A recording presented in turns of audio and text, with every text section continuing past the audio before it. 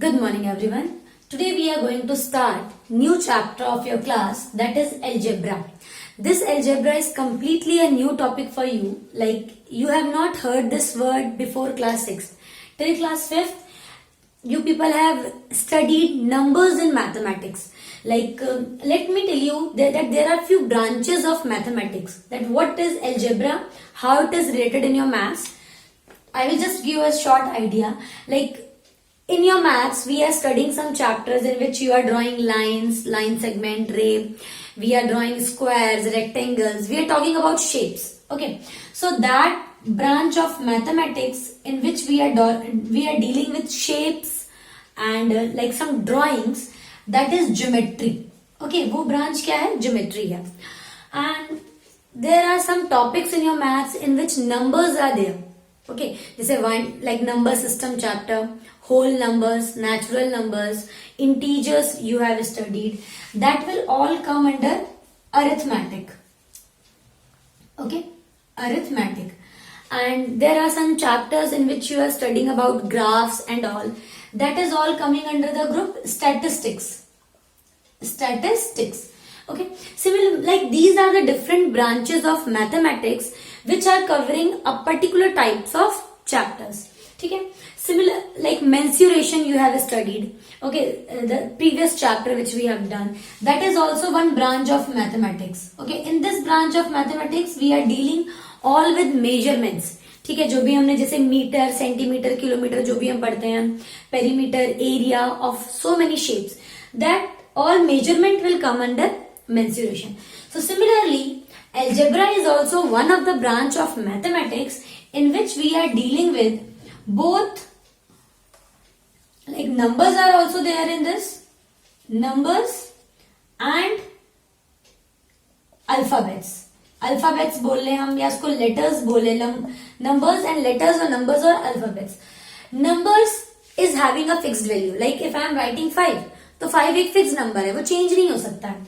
So numbers are called constants. नंबर्स को हम क्या बोलते हैं? कॉन्स्टेंट्स बोलते हैं हम लोग.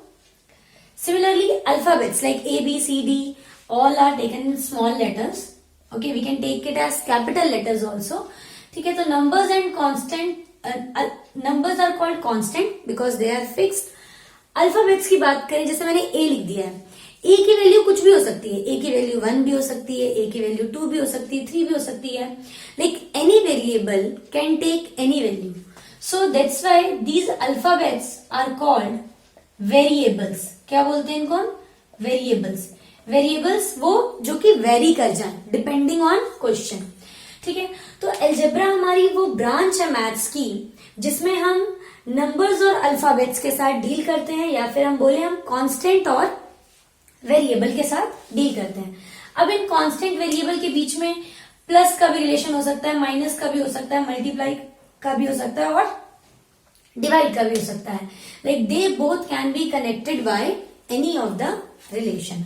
Okay, now you have understood that what algebra is. Now where it is useful, like in mensuration you people have studied that the formula for perimeter of square is 4 into side, or the formula for area of square is side into side. The formula for perimeter of rectangle is 2 into length plus breadth. मैं कुछ formulas लिख देती हूँ यहाँ पे. 4 into side, side into side, 2 into length plus breadth and length into breadth. ठीक है, ये सारे मैंने फॉर्मूलाज लिख दिए. अब जो यहाँ पे L और B है, या जो भी ये साइड है, क्या आपको इसकी वैल्यू पता है? No. These value differ from question to question. हर अलग अलग क्वेश्चन में इन सब की वैल्यूज आपकी अलग अलग हो सकती हैं. ठीक है, अब ये हमारा क्या हो गया? वेरिएबल हो गया, और ये हमारा क्या हो गया? नंबर. यहाँ पे देखिए नंबर और वेरिएबल, पहले ये प्लस में है, देन मल्टीप्लाई में है, यहाँ पे मल्टीप्लाई में है नंबर और वेरिएबल, यहाँ पे दो वेरिएबल मल्टीप्लाई में है. तो बेसिकली जितने भी फॉर्मूलाज बनते हैं, they all are formed by using the technique of algebra. ठीक है, ये सारे फॉर्मूलाज फॉर्मेशन की जो कैटेगरी है, अभी तो आप लोगों ने ठीक है याद कर लिया कि भाई इसका फॉर्मूला ये होता है.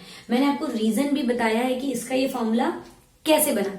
जैसे स्क्वायर की बात करें, जिसका पेरीमीटर है 4 इंटू साइड, ये भी साइड होता है, ये भी साइड, ये भी साइड, ये भी side, all the 4 sides are equal. I will add it, 4 बार प्लस करेंगे इसका पेरीमीटर निकालने के लिए, 1s 2s 3s 4s, तो क्या हो गया 4s। 4s का क्या मतलब है, 4 मल्टीप्लाइड बाय साइड। तो ये फॉर्मूलाज जो बने हैं हमारे general formulas, s can take any value, ठीक है। So for the formation of formulas we use algebra. और जैसे कहीं हमें एक जनरल रिलेशन बताना होता है, जहां पे भी हमें अपने रिजल्ट को जनरलाइज करना होता है, वहां पे हमारा क्या यूज होता है, एल्जेब्रा। तो एल्जेब्रा में ज्यादा कुछ नहीं है, बस नंबर्स से अब तक आप मैथ्स पढ़ते आए थे। अब अगर नंबर्स के साथ मैथ्स में कुछ वेरिएबल्स भी जुड़ जाएं, कुछ अल्फाबेट्स भी जुड़ जाएं, then they will form a group of algebra, ठीक है। और जैसे हम इक्वेशंस आगे सॉल्व करेंगे, ठीक है, कुछ पहले भी आप लोगों ने की होंगी छोटी छोटी equation solve.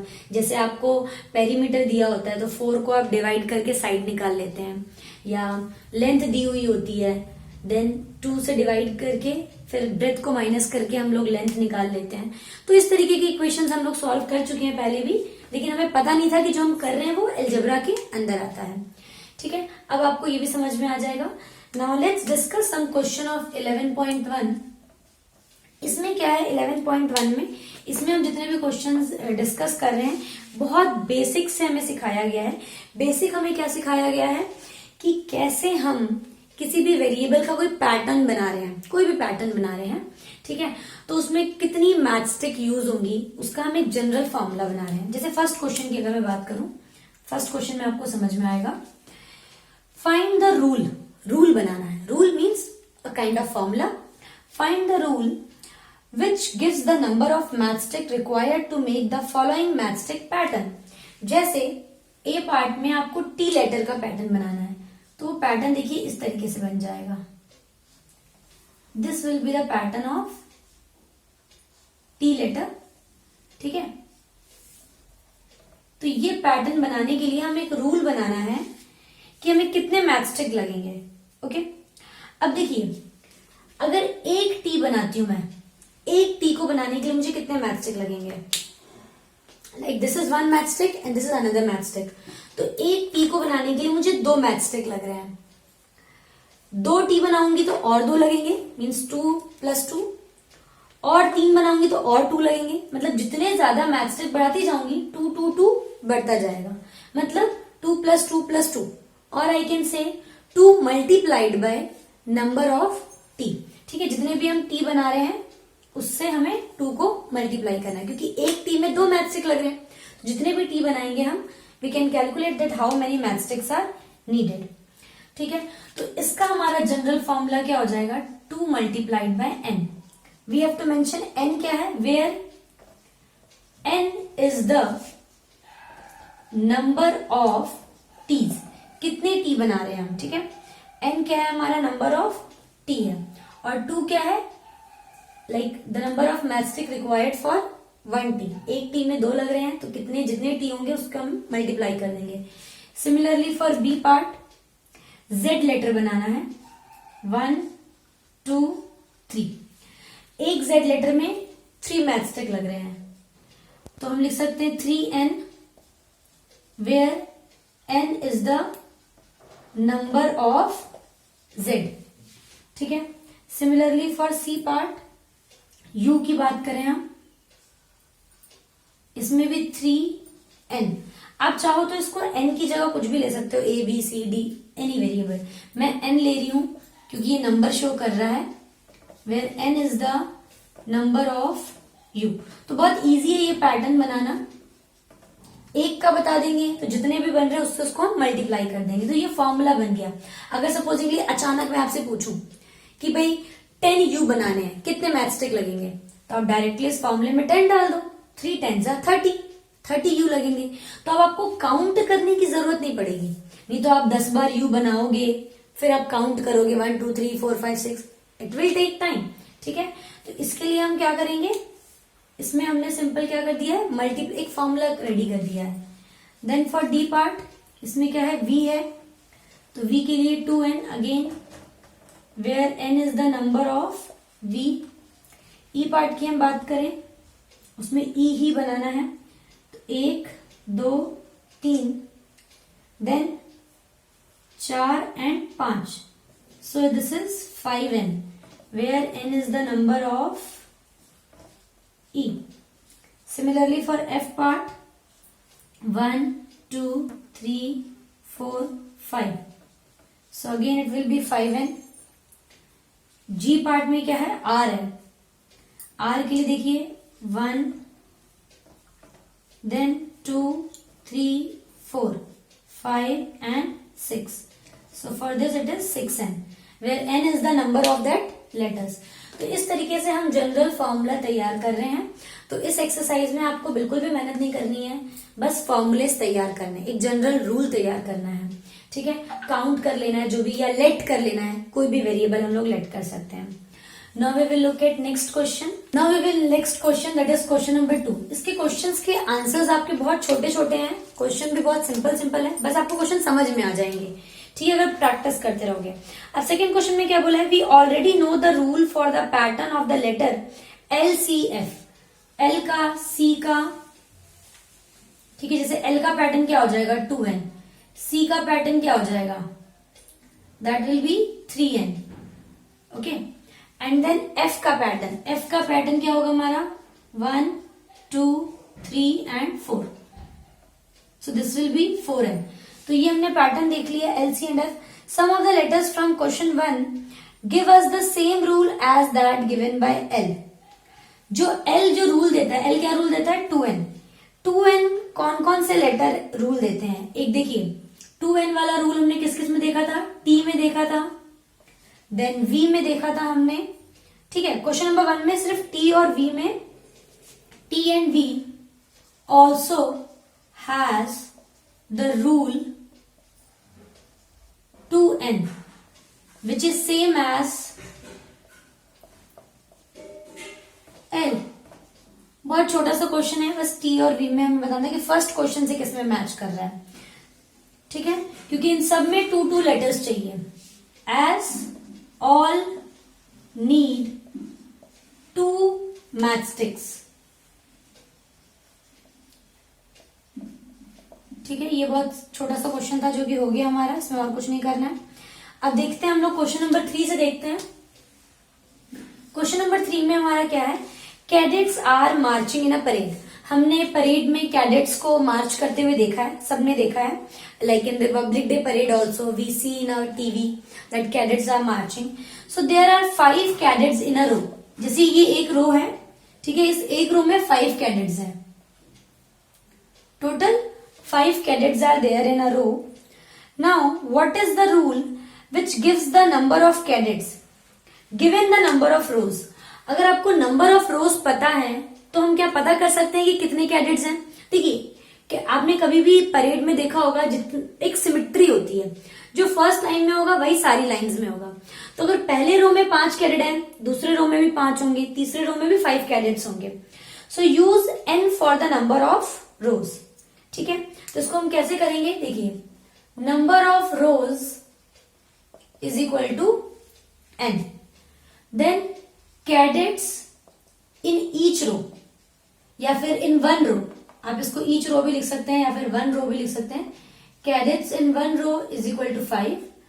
Therefore cadets in n rows, that will be 5 multiplied by n which is equal to 5n. ठीक है, इसी तरीके से सिंपल क्वेश्चंस है.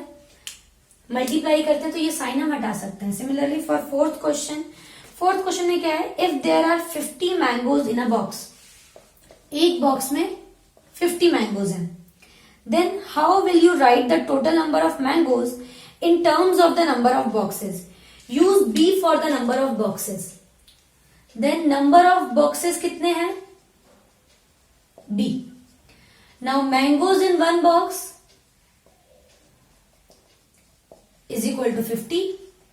Then therefore mangoes in b boxes. अब ये b कुछ भी हो सकता है, बॉक्सेस की काउंटिंग हमें नहीं पता. Then mangoes in b boxes is equal to 50 multiplied by b which will be equal to 50b. कभी भी नंबर ऑफ वेरिएबल अगर मल्टीप्लाई होंगे तो नंबर हमेशा पहले लिखा जाएगा. Okay, similarly we can look at question number 5 also. Fifth में भी हम देख लेते हैं क्या है. The teacher distributes 5 pencil per student. एक बच्चे को कितनी पेंसिल मिल रही है? 5 pencil. Can you tell how many pencils are needed given the number of students? अगर नंबर ऑफ स्टूडेंट्स पता हो तो क्या पेंसिल्स की काउंटिंग पता चल जाएगी? बिल्कुल पता चल जाएगी. Just multiply. Let number of students is s. So pencil for one student is equal to 5. Pencil for s students is equal to 5 multiplied by s, which is equal to 5s. Okay. So in this way we can do other questions also, but for today we will complete only till 5 questions. The next questions we will discuss in our next class. Thank you everyone.